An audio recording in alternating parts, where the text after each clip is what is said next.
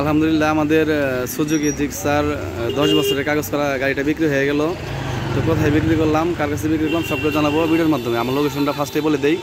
আমার লোকেশন গ্রাম বাংলা মোটরস, এলেঙ্গা, টাঙ্গাইল। তো মামা আসসালামু আলাইকুম। ওয়ালাইকুম আসসালাম। কেমন আছেন? আলহামদুলিল্লাহ ভালো আছি, আপনি ভালো আছেন? এই তো আলহামদুলিল্লাহ।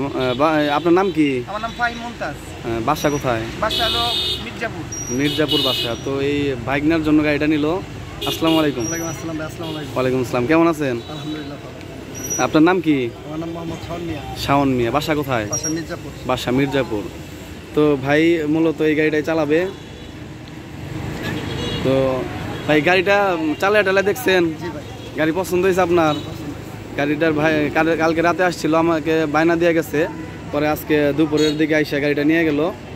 আর কিছু টাকা বাকি আছে, 10,000 11,000 টাকার মতো। ওটা আমাদের 4-5 দিন সময় নিচ্ছে, দিয়ে দেবে। তো গাড়ির ইঞ্জিন নাম্বার, চেসিস নাম্বার সব কিছু মিলিয়ে নিছেন? ঠিক আছে, ঠিক আছে।